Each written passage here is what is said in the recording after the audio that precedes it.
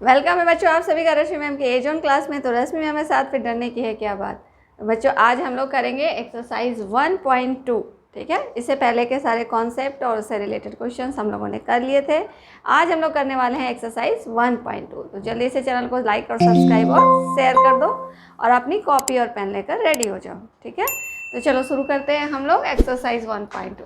A book exhibition was held for 4 days in A school. एक school में एक exhibition लगाया हुआ है, कितने दिनों का? 4 days का। The number of tickets sold at the counter on the first, second, third and final day was respectively 1094, 1812, 2050 and 2751. Find the total number of tickets sold on all the 4 days. क्या करना है इसमें बताया जा रहा है कि 4 दिनों के लिए एक स्कूल में एग्जीबिशन लगाया गया है जिसमें कि काउंटर पे कितने टिकट बेचे गए हैं पहले दिन, first day, second day, third day और फाइनल डे रेस्पेक्टिवली। का मतलब फर्स्ट डे इतना, सेकेंड डे इतना, थर्ड डे उतना और फाइनल डे इतना, इतने टिकट्स बेचे गए। अब कह रहा है find the total number of tickets sold on all day. हर दिन कितने टोटल टिकट्स बेचे गए वो आपको निकालना है। तो सबसे पहले हम यहाँ पे बनाएंगे, जब क्या लिखेंगे, number of tickets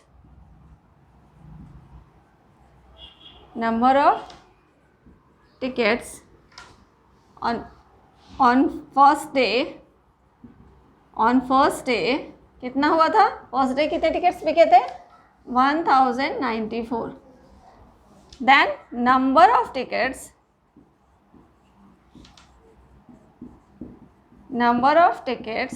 on second day, okay, on second day is equal to what?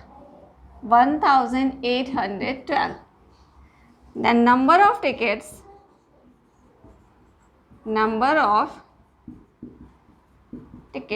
on third day, how many? 2050.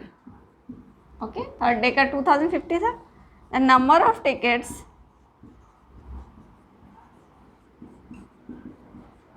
of tickets on last day, final day, how many? final day 2715 ये फाइनल डे में इतना बिका। अब हमें निकालना क्या है? Total number of tickets. Total number of tickets is equal to what? This plus this plus this plus this, सबको हम ऐड कर लेंगे। 1094 प्लस 1812 प्लस 2050 प्लस 2751। इसको ऐड करेंगे तो आएगा, ठीक है। जब हम इसको ऐड करेंगे तो 7707 टिकट्स आएगा। इसका मतलब इन सारे दिन को मिला करके कितने टिकट्स बिके? उसके 7707 टिकट्स बिके। आई होप कि आपको ये समझ में आ गया होगा। हर दिन का टिकट्स दिया हुआ है और पूछ रहा है टोटल कितने टिकट्स बिके, तो हम सबको ऐड कर लेंगे। ठीक है, चलिए अब आगे बढ़ते हैं। तो चलिए सेकेंड नंबर क्वेश्चन देखते हैं। Shekhar is a famous cricket player. He has so far scored 6980 run in test matches. He wishes to complete 10,000 runs. How many more runs does he need? Okay. Question क्या कह रहा है आपको? Question को हम ध्यान से पढ़ेंगे कि शेखर क्या है? एक फेमस क्रिकेट प्लेयर है, क्रिकेट खेलने वाला है शेखर, लाइक सचिन तेंदुलकर। ये क्या होते हैं? क्रिकेट प्लेयर्स हैं। इसी तरह से शेखर भी क्या है? एक क्रिकेट प्लेयर है, फेमस।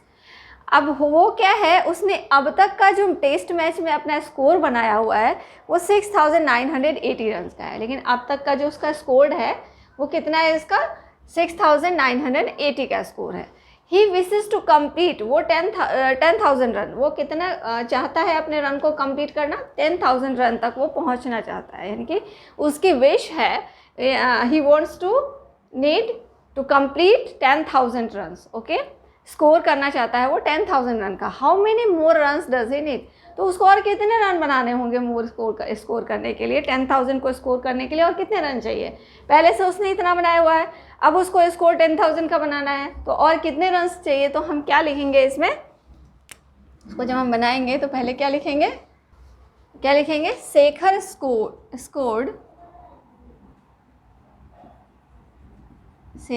स्कोर्ड कितना स्कोर बना चुका है वो? 6980। इतना स्कोर वो बना चुका है। अब क्या लिखना है हमें? ही वॉन्ट्स टू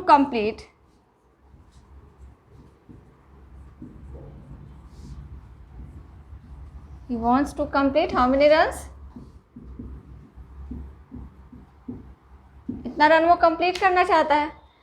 क्या निकालना है? ही नीड्स टू स्कोर, कितने रनों की उसकी और ज़रूरत है, तो हम क्या करेंगे? इसमें से इसको माइनस कर देंगे।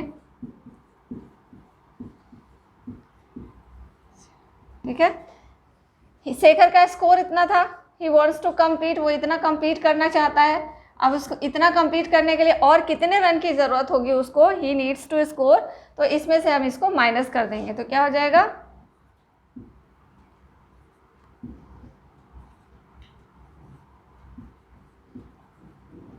इतने रन उसको और चाहिए। कितने रन उसको और चाहिए? 3020 मोर रन्स। ओके, तो हमारा आंसर ये हो गया। ठीक है, आई होप कि आपको समझ में आ गया होगा। चलिए नेक्स्ट क्वेश्चन देखते हैं। तो चलिए थर्ड क्वेश्चन देखते हैं। In an election the successful candidate registered 5,77,500 votes and his nearest rival secured 3,48,700 votes. By what margin did the successful candidate win the election? कह रहा है एक इलेक्शन हो रहा है जिसमें कि जो सक्सेसफुल कैंडिडेट है उसने कितने वोट से सिक्योर किए हैं? 5,77,500 वोट्स को सिक्योर किया है। और जो उसकी राइवल पार्टी थी, उसके अगेंस्ट में जो पार्टी खड़ी हुई थी, तो उसने कितने वोट सिक्योर्ड किए थे? 3,48,700 वोट सिक्योर्ड किए थे उसने। अब कह रहा है कि किस मार्जिन से सक्सेसफुल कैंडिडेट जीत रहा है, कितने वोटों की मार्जिन हो रही है, जितने वोट से वो जीत रहा है, हमें वो निकालना है। ठीक है, कभी भी कहीं भी इलेक्शन होता है, आपके मम्मी पापा वोट देने जाते हैं, तो जैसे 4-5 पार्टियां होती हैं, तो उनमें से किसी एक को हम वोट देते हैं। हर आदमी, हर व्यक्ति अपने चाहने वाले, उसको जो भी पार्टी अच्छी लगती है, जिस भी व्यक्ति को जो भी पार्टी अच्छी लगती है, वो उस पार्टी को वोट देता है। और जब काउंटिंग होती है तो हर एक पार्टी को कितने कितने वोट मिले वो बताया जाता है। फिर उसमें जो सबसे ज़्यादा वोट जिसको मिले वो पार्टी जीत जाती है। तो सेम कंडीशन है यहाँ भी, जिसको वोट ज़्यादा मिले वो पार्टी जीत गई। अब वो जीती तो कितने वोट से जीती, हमें ये निकालना है। तो हम कैसे निकालेंगे इसको? तो सबसे पहले हम लिखेंगे number of vote secured by successful candidate is equal to what? 5,77,500 votes. Okay, अब देखिए दूसरा क्या है? नंबर ऑफ वोट्स secured by his rival party या राइवल कैंडिडेट। कितना हो जाएगा? 3,48,700 वोट्स। ठीक है, तो ये तो दोनों के वोट्स हो गए। अब हम क्या निकालेंगे? Margin by which successful candidate won the election is equal to what? is equal to जिसने सक्सेसफुल कैंडिडेट ने जितने रन स्कोर किए थे, सिक्योर किए थे, माइनस 3,48,700। इसमें से इसको हम माइनस कर देंगे।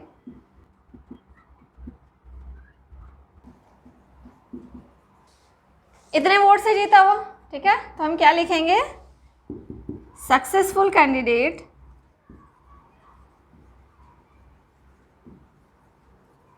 won the election by how many votes? 2,48,700 28,800 कोट्स। ठीक है, क्या किया हमने, number of vote secured by successful candidates वो लिख दिया, then number of vote secured by his rival candidate जो था वो लिख दिया। अब margin by which successful candidate won the election, तो क्या करेंगे, जितना ज़्यादा है उसमें से कम वाले को हम माइनस कर देंगे तो हमारा मार्जिन आ गया। अब यहाँ क्या करना है, so successful candidate has the successful candidate won the election by how many vote, by this vote. Okay, तो इस तरह हमारा ये आंसर हो गया। चलिए अब आगे बढ़ते हैं नेक्स्ट क्वेश्चन की तरफ। तो चलिए 4th नंबर क्वेश्चन देखते हैं। Kirti book store sold books worth ₹2,85,891 in the first week of June and books worth ₹4,07,68 in the second week of the month. How much was the sale for the 2 weeks together? In which week was greater and by how much? कह रहा है कि कीर्ति book store है जो कि books को बेचता है जून के फर्स्ट वीक में, जून मंथ के फर्स्ट वीक में वो इतने रुपए का सेल करता है, इतने रुपए की बुक्स को बेचता है, और उसी महीने के लास्ट में ऑफ द मंथ का मतलब जून के महीने का ही सेकेंड वीक को, यानी कि फर्स्ट वीक को उसने 2,85,891 की सेल की, और उसी मंथ के सेकेंड वीक में उसने इतने की सेल की। ठीक है, तो पूछ रहा है कि how much was the sale for the 2 weeks together. अब इन दोनों वीक्स में टोटल उसने कितने सेल किए, and in which week was the greater and by how much, और इन दोनों वीकों में किसमें ज़्यादा सेल हुआ और कितने का सेल हुआ, ये 3 चीज़ हमें निकालनी है।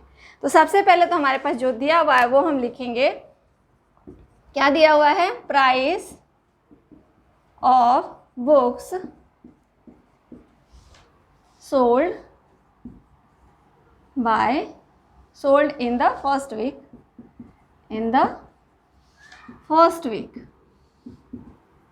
is equal to what, ₹2,85,891, and next price of books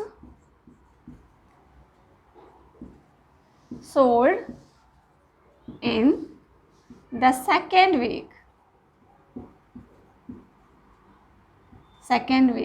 is how much, 4,07,68। ठीक है, ये दोनों हमें पता चल गया कि फर्स्ट वीक में इतने का सेल हुआ, सेकेंड वीक में इतने का। तो हमें क्या निकालना है, पहला तो निकालना है कि दोनों वीक में एक साथ कितना सेल हुआ उसका। तो हम क्या लिखेंगे, price of books sold in 2 weeks together, 2 weeks together, क्या हो जाएगा, इन दोनों को ऐड कर देंगे,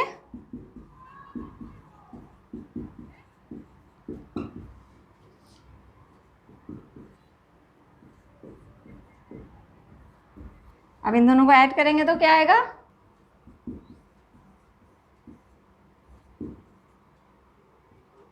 इसको हम ऐड करेंगे तो हमारा ये आएगा। ठीक है, तो इतने रुपए का उसने दोनों महीने, हफ्ते, मतलब वीक के दोनों पार्ट में, फर्स्ट वीक में और सेकेंड वीक में, एक मंथ के फर्स्ट वीक और सेकेंड वीक में टोटल मिलाकर उसने इतने का सेल किया। ठीक है, अब कह रहा है कि कौन सा वीक में ज़्यादा सेल हुआ, वीक वॉज द ग्रेटर, कौन सा ग्रेटर है। तो देखिए यहाँ पे कंपेयर कीजिए, ये 4 लाख है और ये 2 लाख है, तो which one is greater week is second week में इसने ज़्यादा बेचा, बिकॉज इसमें 4 लाख समथिंग है और यहाँ 2 लाख समथिंग है, तो कौन बड़ा हो गया, सेकेंड वीक का।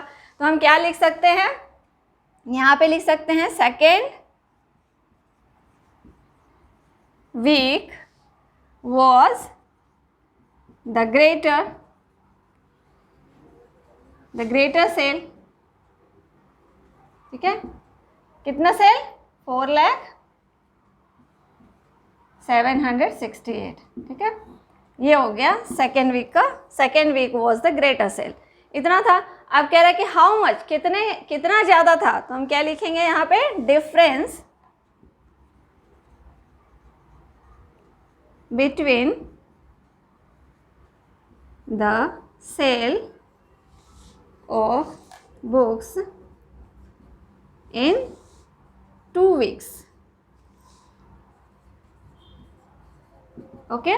तो दोनों हफ्ते के सेल का डिफरेंस निकालना है। तो जो बड़ा वाला है यानी कि जो 4,0768, इसमें से हम किसको माइनस करेंगे, इसमें जो कम सेल वाला है उसको माइनस कर देंगे। इस जगह 2,85,891, इसे माइनस करेंगे तो क्या आएगा, क्या आ गया हमारा 1,14,877। ये हमारा डिफरेंस आ गया। तो एक आंसर हमारा ये हो गया, एक आंसर हमारा ये सेकंड वीक हो गया और एक आंसर हमारा ये आ गया। 3 आंसर हुए इसमें, 3 क्वेश्चंस थे, हमने इसके 3 आंसर्स निकाले। पहला तो हमने प्राइस लिख लिया कि फर्स्ट वीक में कितने प्राइस का सेल हुआ, सेकेंड वीक में कितने से रुपीज़ का सेल हुआ, और देन दोनों को एक साथ कितने का सेल हुआ वो हमने इसको ऐड कर दिया तो आ गया। अब पूछ रहा है कौन से वीक में ज़्यादा सेल हुआ, तो सेकेंड वीक हमें देख के पता चल रहा है कि कौन सा है, सेकेंड वीक में ग्रेटर सेल हुआ है जो कि 4,0768 है। अब डिफरेंस निकालना है कि दोनों में कितना ज़्यादा मतलब 2 हफ्ते में फर्स्ट वीक और सेकेंड वीक में जो सेल हुआ है उसमें कितने का डिफरेंस है। तो वो हम निकालेंगे difference between the sale of books in 2 weeks. तो इसमें क्या हो गया, जो ज़्यादा वाला है उसमें से कम वाले को माइनस कर देंगे, हमारा डिफरेंस आ जाएगा। ठीक है, चलिए आगे बढ़ते हैं, नेक्स्ट क्वेश्चन देखते हैं। चलिए 5th नंबर क्वेश्चन देखते हैं। Find the difference between the greatest and the least 5 digit number that can be written using the digit 62743 each only once. कह रहा है कि हमें निकालना है क्या, डिफरेंस किसके किसके बीच निकालना है, तो greatest and the least 5 digit number.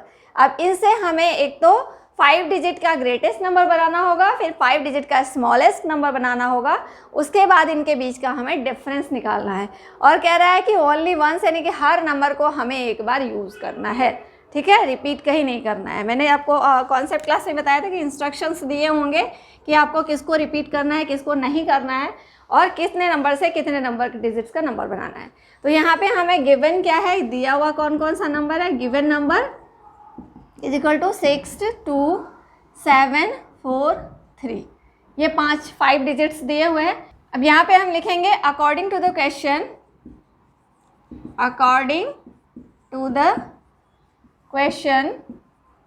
Question के अकॉर्डिंग। अब आगे ज़्यादा कुछ हमें लिखना नहीं पड़ेगा, जब हम अकॉर्डिंग टू द क्वेश्चन लिख देते हैं तो यहाँ पे सीधे लिखेंगे हम 5 digit greatest number is equal to what, तो सबसे बड़ा, इसमें हमें सबसे ग्रेटेस्ट बनाना है तो इन नंबर्स को यूज़ करते हुए, तो सबसे बड़ा डिजिट कौन है, यहाँ पे 7 है। 7 से छोटा 6, 6 से छोटा 4, 4 से छोटा 3 एंड 3 से छोटा 2। तो ये बन गया हमारा 5 डिजिट ग्रेटेस्ट नंबर। अब हम बनाएंगे 5 डिजिट स्मॉलेस्ट और लिस्ट नंबर। छोटा नंबर क्या होगा, जस्ट रिवर्स कर देंगे, 2 पहले, फिर 3, फिर 4, फिर 6, फिर 7। ये बन गया। हमें क्या कह रहा है क्वेश्चन में, डिफरेंस निकालना है इनके बीच का डिफरेंस निकालना है। तो difference is equal to what, difference is equal to जो ग्रेटेस्ट नंबर है, ग्रेटेस्ट नंबर माइनस स्मॉलेस्ट और least number is equal to what, 7 6 4 3 2 minus 2 3 4 6 7 को माइनस कर देंगे। तो ये आ गया हमारा डिफरेंस। तो यही तो हमें निकालना था डिफरेंस, हमने डिफरेंस निकाल लिया। आई होप कि आपको समझ में आ गया होगा कि गिवन नंबर जो दिया हुआ था वो हमने लिख लिया, फिर अकॉर्डिंग टू द क्वेश्चन हमने लिख दिया। जब अकॉर्डिंग टू द क्वेश्चन हमने लिख दिया तो इसमें और कुछ ज़्यादा लिखने की ज़रूरत नहीं होगी, सीधा हम लिखेंगे 5 digit greatest number and 5 digit list number. ठीक है, जो है वो लिख दिया हमने, बना के लिखा। ग्रेटेस्ट नंबर कैसे बनाते हैं, स्मॉलेस्ट कैसे बनाते हैं, मैंने आपको बताया था कॉन्सेप्ट क्लास में, कि जो भी बताया था आप रेगुलर क्लासेस करेंगे तो आपको दिक्कत नहीं आएगी। तो ये हमने बना लिया। अब क्या है, डिफरेंस हमें निकाल दिया, greatest number minus list number, और ये हमारा डिफरेंस आ गया। ठीक है, चलिए अब आगे बढ़ते हैं। तो चलिए आज की क्लास का हम लास्ट क्वेश्चन देखते हैं। A machine on an average manufactures 2,825 screws a day. How many screws did it produce in the month of January 2006? ठीक है, अब यहाँ 2000 लिखने से 6 लिखने से ऐसा नहीं है कि आप कंफ्यूज हो जाएंगे। वहाँ पे कोई भी ईयर लिखे कोई फ़र्क नहीं पड़ता, क्योंकि जनवरी ऑब्वियसली 31 डेज़ का होता है। अगर फरवरी होता देन वहाँ पे ईयर का कोई फ़र्क पड़ने वाला था, लेकिन यहाँ पे ईयर से कोई फ़र्क नहीं पड़ेगा। क्या कह रहा है कि मशीन जो है, एक मशीन जो है वो एवरेज कितने स्क्रूज बनाती है, 2825, एक दिन में इतने स्क्रू ये बनाती है। अब कह रहा है कि कितने स्क्रू बनाएगी वो, कितने स्क्रूज प्रोड्यूस करेगी मंथ ऑफ जनवरी में, जनवरी में कितने स्क्रूज वो प्रोड्यूस करेगी। तो हम क्या करेंगे, इसको पहले जो आंसर बनाएंगे, number of screws produce in one day is equal to what, 2825, इतने स्क्रू प्रोड्यूस करती है। अब क्या लिखेंगे हम, number of days in January month is equal to 31 days. जनवरी में कितने दिन होते हैं, 31 डेज होते हैं। तो हम क्या लिखेंगे, number of screws produced in the month of January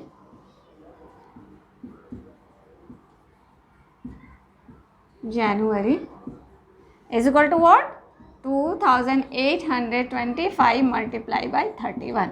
अब इसको आप, क्योंकि आपको क्या है, एक दिन में वो इतना प्रोड्यूस कर रही है, 31 डेज में कितना प्रोड्यूस करेगी, तो इसको मल्टीप्लाई कर देंगे 31 से। अब इसको मल्टीप्लाई करके क्या आएगा, 87575। तो हमने क्या देखा कि जनवरी मंथ में कितने स्क्रू का प्रोडक्शन होगा, 87,575 स्क्रूज का प्रोडक्शन होगा। तो इस तरह से आप लोग कोई भी मंथ दिया हुआ हो, उस मंथ में क्या करेंगे, आपको पता कर लेना है कि उस मंथ में कितने दिन होते हैं, जनवरी, फरवरी, मार्च, अप्रैल, मई, जून, जुलाई, इस तरह से हम करते हैं कैलकुलेशन। तो इससे हमें पता चल जाता है कि कौन सा मंथ कौन से दिन का कितने दिनों का होता है, उतने डेज से 1 डे के प्रोडक्शन के साथ मल्टीप्लाई कर लेंगे और हमारा आंसर आ जाएगा। हो सकता है जनवरी की जगह कुछ और दे दिया जाए आपको एग्जाम में, तो आपको इन सारी चीज़ों को ध्यान में रखना है। फरवरी में लीप ईयर में क्या होता है वो भी आपको ध्यान में रखना है, उसके अकॉर्डिंग काम करना है, ठीक है। तो चलिए आज की क्लास मैं यहीं पे ख़त्म करती हूँ, मिलेंगे नेक्स्ट क्लास में नए कॉन्सेप्ट के साथ। तब तक फटाफट चैनल को लाइक, सब्सक्राइब और शेयर कर दीजिए। तब तक के लिए tata, bye bye, see you, take care and all the best.